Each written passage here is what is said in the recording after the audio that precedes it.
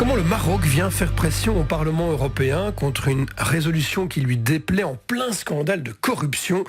C'est l'histoire interpellante que vous allez nous raconter, Sandro Calderón. Bonjour Sandro. Bonjour François. Alors vous revenez de Strasbourg, vous avez suivi les travaux du Parlement européen, institution encore fortement secouée par le scandale de corruption présumé au profit du Qatar et du Maroc. Et alors que les eurodéputés parlaient de la nécessité de protéger l'Union européenne des ingérences étrangères, vous Sandro, vous avez fait une rencontre pour le moins interpellante. Oui François, vous le disiez, comme le Qatar, et sans doute avant même le Qatar, le Maroc aurait fait appel à Pierantonio Panzeri pour influencer de manière illicite les décisions du Parlement européen. On aurait pu croire dès lors que le Maroc se ferait discret temporairement, mais étonnamment ce n'est pas du tout le cas. On a pu le voir, c'est mardi et mercredi, une petite délégation de parlementaires marocains était effectivement présente à Strasbourg. Alors pourquoi étaient-ils là? Est-ce qu'ils étaient invités? Alors non, pas invités. Nous avons eu vent de leur présence grâce à un mail que nous nous sommes procurés, un mail sous forme d'invitation à rencontrer la délégation envoyée à l'ensemble des eurodéputés du groupe Renew, l'Alliance des démocrates et libéraux du Parlement européen. La même invitation a été envoyée à d'autres groupes comme les Verts par exemple. Et après quelques coups de téléphone, nous sommes rentrés en contact avec un des élus marocains qui, aux surprises, a accepté de nous rencontrer.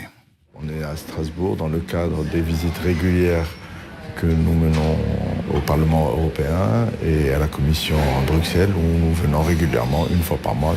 Pas toujours les mêmes députés, mais on essaie de maintenir un contact régulier avec nos collègues. Celui que vous venez d'entendre, c'est Hicham Aït-Mena. Il est député RNI, le Rassemblement national des indépendants, le parti au pouvoir au Maroc. Il est aussi membre de la commission parlementaire mixte Union européenne-Maroc. C'est une instance de coopération parlementaire. C'est à ce titre qu'il était à Strasbourg, nous a-t-il dit, même si cette instance ne se réunissait pas cette semaine. Alors nous le rencontrons dans son hôtel. Hicham Aït-Mena dit venir, lui ou ses collègues, à toutes les sessions plénières du Parlement européen, autrement dit tous les mois. Cette visite est évidemment marquée par les soupçons de corruption qui pèsent sur le Maroc. Alors qu'est-ce qu'il en dit? Les accusations, il les balaye d'un revers de la main. C'est des allégations qui sont fausses. On demande aussi à avoir des preuves. Si quelqu'un a fauté côté marocain, nous-mêmes au Maroc, on est respectueux des lois et de l'éthique. Donc s'il y a quelqu'un qui a fauté, il paiera. Mais de quelle tentative on parle? Quel eurodéputé? Nommez-en un. On sait que M. Panzeri est allé régulièrement au Maroc et c'est sans doute lui qui est en moi je l'occurrence suis venu. visé. Moi je viens souvent ici. Est-ce qu'on me paye parce que je viens ici? Si demain on peut avoir une preuve que tel eurodéputé a été corrompu pour agir contre le Maroc, ne vous inquiétez pas. On vous ramènera la preuve. Au moins faites la même chose en face. Ayez des preuves, ramenez-les, on est là pour en parler. Donc les allégations d'ingérence... C'est faux, c'est faux. Nous-mêmes, nous pensons que, je vous ai dit tout à l'heure, qu'on est là pour des rapports plus équitables. Donc c'est qu'on pense qu'aujourd'hui, ils sont en défaveur du royaume. Donc, s'il est là cette semaine, affirme-t-il, c'est pour parler de la reconstruction d'un partenariat plus équitable, plus respectueux avec l'Europe, faire du business win-win. Mais nous, on a l'impression qu'il est venu à Strasbourg avec ses collègues, surtout parce que cette session plénière du Parlement européen est très particulière pour le Maroc, très embarrassante.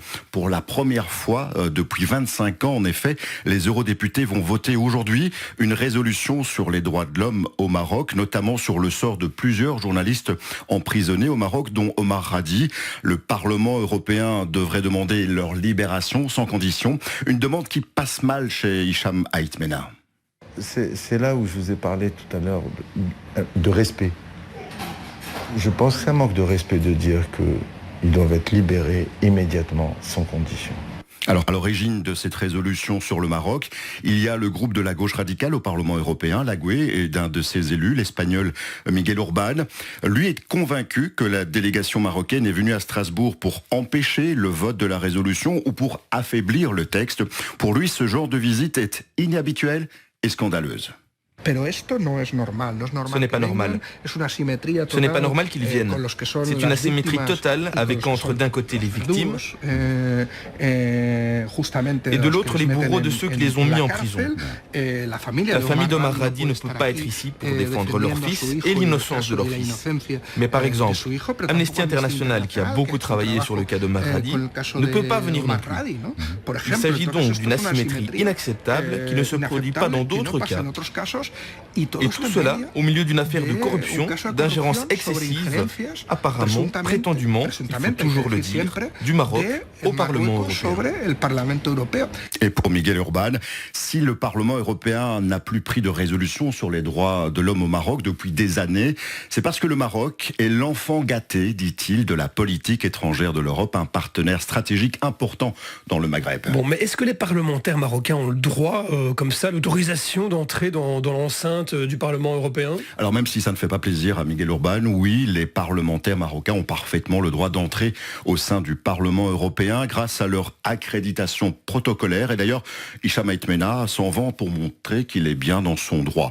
Mais pour essayer d'influencer les eurodéputés qui vont voter cette résolution, François, il n'y a pas que sa rencontre physique à Strasbourg, il y a aussi une autre méthode. Ces derniers jours, des mails ont été envoyés à un très grand nombre d'eurodéputés avec toute une série d'arguments contre cette résolution. Nous avons mis la main sur 2 mails différents.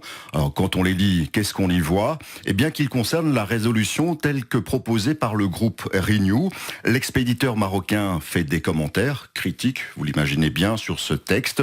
Mais ce qui est tout à fait interpellant, c'est la date d'envoi de ces mails. Ils ont tous les deux été envoyés avant même que cette fameuse proposition Renew ait été communiquée à l'ensemble des eurodéputés. Ça veut dire quoi, ça? Qu'il y a eu une fuite, qu'un eurodéputé libéral leur a refilé le document? Alors j'ai posé la question au groupe Renew, en particulier à l'auteur du texte. Pour l'instant, nous n'avons pas reçu de réponse, mais ça donne l'impression que oui, le Maroc a encore de sérieux relais au sein du Parlement européen. Et vous avez montré, Sandro, ces fameux mails à votre interlocuteur marocain, monsieur Aït-Mena? Alors oui, mais il m'a dit que c'était sans doute une erreur, qu'un eurodéputé aurait essayé de me tromper. En attendant, François, aujourd'hui, dans l'ambiance actuelle, avec les soupçons de corruption qui pèsent sur le Maroc, ces mails, cette visite de la délégation marocaine ont le don d'irriter des eurodéputés, comme l'élue verte espagnole Ana Miranda. Elle demande que, comme le Qatar, on suspende l'accès du Maroc au Parlement européen. Et maintenant, la présidente et le Parlement devaient interdire la présence du Maroc parce qu'on sait qu'il y a déjà un réseau, on a la complicité, on a la suspicion et maintenant le Parlement devait interdire leur présence parce qu'ils viennent pour influencer, pour éviter aucune critique.